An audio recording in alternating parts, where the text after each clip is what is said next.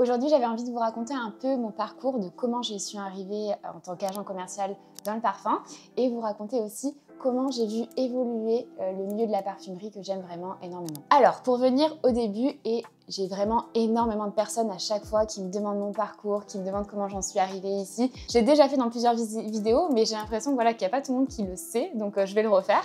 Donc moi, j'ai commencé par une école de commerce, mais je savais déjà avant de rentrer dans mon école de commerce que je voulais travailler dans le monde de la parfumerie, pas forcément dans la parfumerie de niche. Je l'ai connue quand j'ai commencé à faire des stages dans mon école de commerce. Je connaissais que la parfumerie classique et j'ai travaillé sur un TPE quand j'étais au lycée. Je pense que ça ne doit plus exister à l'heure actuelle, sur le monde de la parfumerie et ses odeurs. Et j'ai adoré. Et je suis rentrée dans une école de commerce parce que je voulais un peu découvrir tous les métiers qu'il y avait autour du métier de la parfumerie. Bonjour, bonjour. Du coup, on avait un stage à faire tous les 6 mois dans n'importe quelle entreprise. Évidemment, moi, je suis allée dans le monde du parfum. Ma première entreprise a été Sephora. J'étais dans la vente. C'était super formateur. J'ai adoré le côté challenge, etc., objectif. Et j'ai appris aussi beaucoup sur les univers de marque parce qu'il y avait pas mal de formateurs qui venaient tout le temps en fait à Sephora pour nous former. Et ça, j'ai trouvé ça vraiment passionnant. Et ensuite, j'ai continué mes stages. J'ai fait 5e Sens. 5e Sens, c'est un peu l'agence de formation de référence dans le milieu de la parfumerie qui forme tous les plus grandes marques. Et donc, c'est là où j'ai commencé à connaître le milieu de la parfumerie confidentielle qui était vraiment un milieu totalement inconnu, en tout cas pour ma part. Et du coup, j'ai continué à faire des stages dans ce milieu, dans la niche. Le stage a été chez Histoire de Parfum où je travaillais dans le marketing dev sur la ligne Ceci n'est pas un flacon bleu. Je ne sais pas si vous voyez laquelle, mais moi en tout cas c'est l'une de mes préférées. Et j'avais bossé sur Ceci n'est pas un flacon bleu 1.2 et Ceci n'est pas un flacon bleu 1.3. Et mon 1.2, c'était vraiment mon chouchou, c'est un parfum lilas. Je vous conseille d'aller le tester. Et j'ai fini par les exclusifs de Chanel, pareil en marketing, mais sincèrement, c'est pas forcément du marketing, c'est que des tableurs Excel, etc. Je vous avoue, j'ai pas passé le meilleur stage de ma vie comme j'ai pu le faire chez Histoire de Parfum. C'était beaucoup de chiffres et sincèrement, je pense que là, je me suis rendu compte que j'étais pas si créative que ça pour travailler dans le marketing. Et quand j'étais chez Chanel, comme je venais de chez 5e Sens et que la directrice marketing de chez Chanel était l'ancienne directrice de formation, elle m'a dit « Manon, il faut absolument que tu formes tous les chefs de produits seniors, directeurs marketing, etc. au monde de la parfumerie et aussi de la parfumerie confidentielle. » Donc c'est ça que j'ai le plus adoré dans mon stage, c'est la formation. Donc quand j'ai fini ma petite école de commerce, je n'ai pas postulé chez Chanel, vous l'avez bien compris parce que j'ai pas kiffé mon stage et j'ai pas du tout aussi aimé l'ambiance des grosses boîtes et des grosses maisons. Je me suis rendu compte que j'étais vraiment faite, je pense, pour une plus petite équipe et pour des valeurs qui me ressemblent plus humaines et plus, on va dire, un peu esprit un peu plus familial et où on va un peu bosser dans tous les domaines. Donc, je me suis lancée en micro-entreprise dès ma sortie d'études. J'ai fait plein de missions totalement différentes. J'ai travaillé pour Essence sur la partie marketing et j'ai fait aussi du community management et un de mes plus gros tafs qui prenait vraiment pratiquement toute la majorité de mon temps en freelance. J'ai travaillé avec un distributeur et j'ai travaillé notamment pour les marques Sous le Manteau, Rosendo Matteo, Cajal, Sabé Masson, voilà, en tant que formatrice à la base, mais vraiment la frontière était très très fine. J'étais également commerciale, donc je me suis déplacée un peu partout sur la France. C'est là où j'ai commencé un peu à me faire mon carnet d'adresses sur les boutiques et en parallèle, j'ai également lancé mes réseaux sociaux. Donc mes réseaux sociaux m'ont aidé énormément à me faire connaître pour avoir des missions. Donc sincèrement, les gens qui veulent travailler si vous me regardez, c'est que vous aimez le parfum et si vous voulez travailler par un métier passion comme je le fais, je vous recommande vraiment de vous lancer sur les réseaux sociaux, sur n'importe quel médium, YouTube, Insta, TikTok, n'importe. C'est comme ça que vous allez vous faire du réseau et c'est comme ça que vous allez vous faire connaître dans ce milieu. Franchement, moi, c'est comme ça que j'ai réussi à avoir toutes mes missions réseaux sociaux au départ et ensuite, du coup, dans la formation et en agent. Donc voilà, j'ai fini ma petite mission avec le distributeur. Ça a capoté parce que l'investisseur est parti de la boîte et je me suis retrouvée toute seule encore avec mes missions de marketing, de community management et je me suis aussi lancée sur l'influence.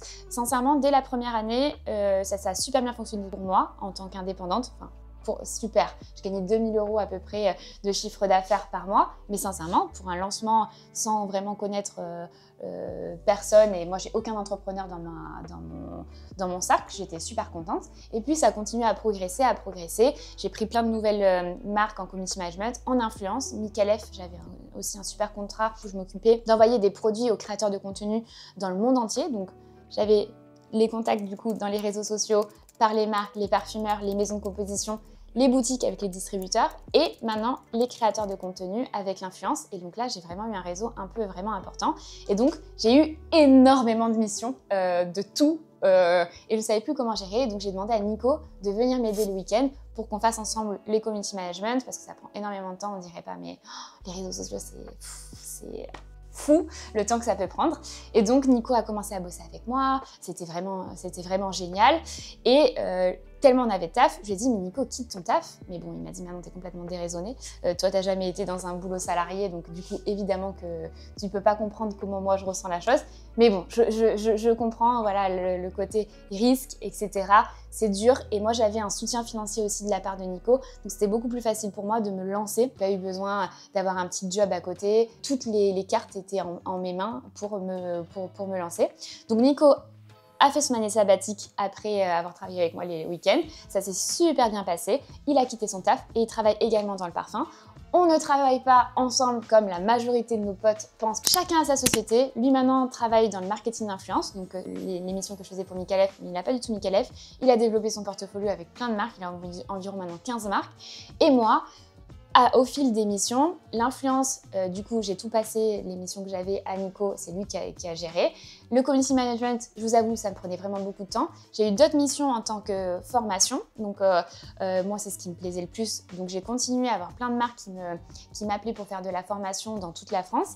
Et il y a des marques comme Essentiel Parfum qui m'ont dit « Mais Manon, pourquoi tu ne fais pas également du commercial? Les boutiques te font confiance, tu as des réseaux sociaux qui fonctionnent bien, tu es un peu leur acheteur, quoi. » Elle me dit « Ça peut que fonctionner. » Et voilà, ça s'est lancé comme ça. J'ai commencé par être apporteur d'affaires, c'est-à-dire que j'ai apporté du business que sur ce que j'ouvrais. Et à l'heure actuelle, en étant agent, je suis exclusive France, donc c'est-à-dire que tous les deals d'ouverture ou de réassort d'une boutique passent uniquement par moi. Je suis vraiment la référente pour la France. Donc, le métier d'agent, c'est incroyable, j'adore, c'est énormément de boulot. À la base, moi, quand j'ai commencé, on n'était que deux avec Jérôme Ergot, qui est vraiment un peu mon père spirituel. On s'entend... Mon père, le pauvre, il va se dire... Mais c'est vrai que je suis un peu plus jeune que lui. Et donc, du coup, je m'entends voilà, super bien, c'est un super ami. Il faut savoir, sachez que dans le milieu de la parfumerie, de niche notamment, tout le monde se connaît. On est super, enfin c'est une super ambiance, il y a vraiment un bon univers. Donc, si vous faites une faute, ça c'est au petit loupard qu'il peut avoir aussi dans le milieu de la parfumerie, tout se sait. D'une manière ou d'une autre, on se connaît tous, on se parle, etc. Et on se prévient également. Donc, je vous disais, j'ai fait également évoluer le métier d'agent parce que évidemment j'avais beaucoup de boutiques à gérer et je pouvais plus gérer seule, donc j'ai pris des gens avec moi. Alors que normalement, le métier d'agent, souvent, c'est une personne qui est seule, qui s'occupe de toute la France. Moi, j'ai pris une ADV, une agence de com. Là, j'ai pris aussi Vanda qui m'a rejoint pour le côté marketing et assistante commerciale. Et j'aimerais, s'il y a des gens qui peuvent être intéressés, à chaque fois, je fais des petits appels, etc. Mais c'est juste que là, j'étais sous le flot de Noël. Septembre, octobre, novembre, c'est vraiment ma période la plus intense. Je vais essayer de prendre des commerciaux sur chaque zone. En freelance pour départ, pour 2 semaines par mois. Donc si ça peut vous intéresser, n'hésitez pas à m'envoyer vos CV ou sur manon@manotdecoeur.com, je fais ma com aussi, si ça peut vous intéresser. Donc pour le sud-est, pour le sud-ouest, pour l'Île-de-France, pour le nord-est et pour le nord-ouest. Évidemment, moi je serai toujours là, c'est vraiment mon point d'honneur, je serai également toujours sur le terrain. Mais j'ai besoin d'aide et de renfort parce que ça se développe super bien et je suis super contente. Bref, voilà un petit peu pour le métier d'agent. Le milieu de la parfumerie confidentielle, c'est un milieu que j'adore, qui est hyper bienveillant, humain. Franchement, je trouve que c'est un univers... Souvent dans le luxe, on peut s'attendre à des choses un peu voilà, pédants, etc. Un peu dur, c'est pas le cas. Évidemment, les marques... Il faut ramener, enfin voilà, il faut faire du chiffre, c'est du business, etc. Mais quand même, c'est un monde qui est quand même assez doux et bienveillant. Mais je vois quand même que le secteur a, depuis que j'ai commencé, a totalement changé.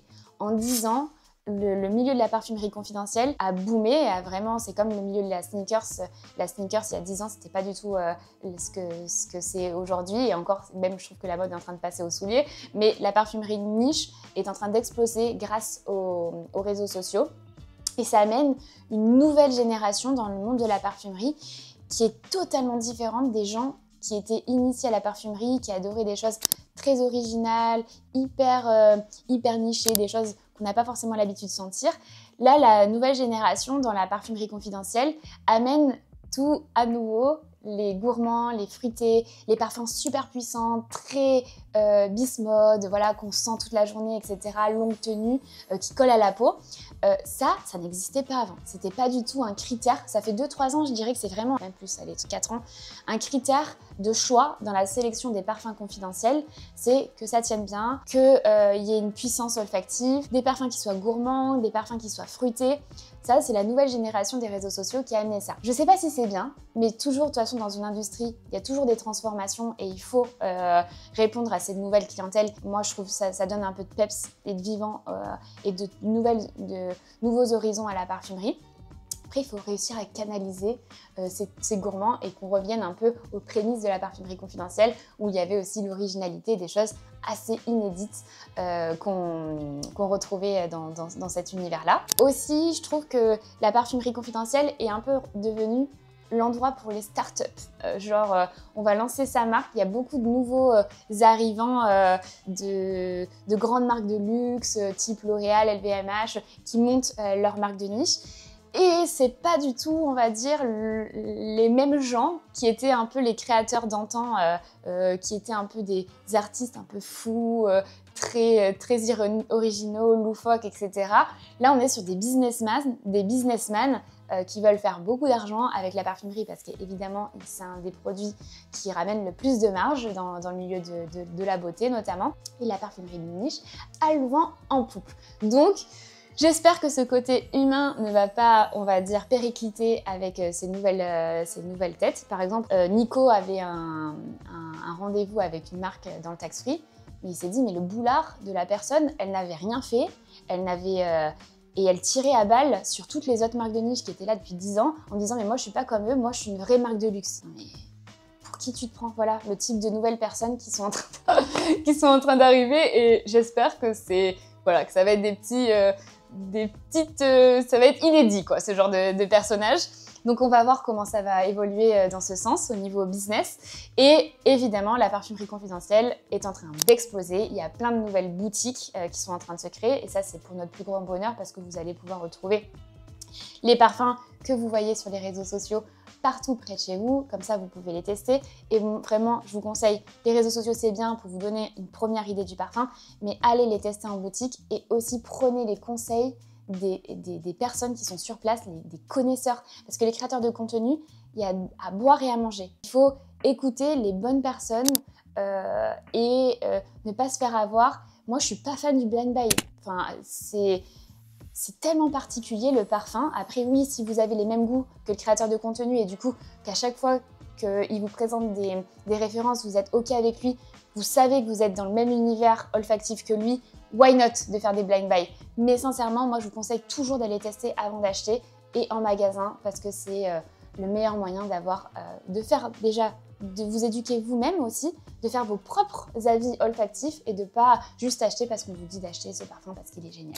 Pour vous dire jusqu'où ça va, hein, la parfumerie confidentielle, l'aura que c'est en train d'avoir en ce moment, il y a les jeunes, mais même des jeunes, des collégiens. Moi, il y a des boutiques qui m'ont donné des anecdotes comme quoi ils s'échangeaient les échantillons qu'ils allaient en découverte olfactive dans le week-end pour se faire découvrir les nouveautés, leurs signatures olfactives, les parfums qu'ils ont adorés, comme s'ils échangeaient des cartes Pokémon, quoi. Voilà, donc vraiment les jeunes du plus petit âge de 14 ans s'intéressent à la parfumerie et ils veulent avoir leur parfum niche. La petite conclusion de tout ça, la parfumerie niche est en plein essor, est en pleine évolution, donc sur tous les points, comme je vous disais, au niveau des réseaux sociaux, avant il y a 10 ans, on voyait aucune marque, maintenant on les voit partout, il y a beaucoup de nouveaux créateurs de contenu, beaucoup de nouvelles boutiques, de nouveaux entrants, de nouveaux créateurs qui sont aussi en train d'arriver parce que c'est un marché qui est en plein essor. On va voir évoluer, je pense, dans quelques années ce milieu. Je ne sais pas de quelle manière, on va voir, franchement j'ai hâte. Et pour ce qui est du métier d'agent, il y a plein de métiers à faire dans le milieu de la parfumerie. Si vous croyez en vous, si vous êtes passionné et si vous voulez évoluer dans un métier passion, franchement, lancez-vous, vous n'avez rien à perdre. On est dans une génération où tout est possible. Après, c'est vrai que c'est un peu morose. En ce moment, l'actualité, ça ne vous donne pas envie, vous avez un petit peu peur. C'est toujours dans la peur, dans l'anxiété, etc.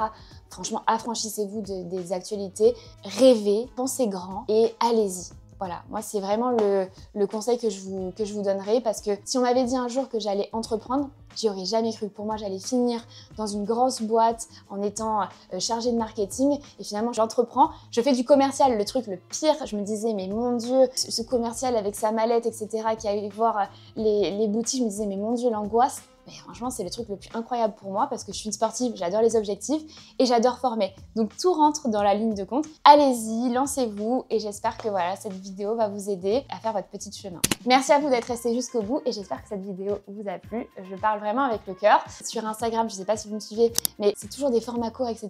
Donc je ne peux pas vous dire réellement ce que je pense. Donc j'espère que cette vidéo vous plaira. Ciao, ciao!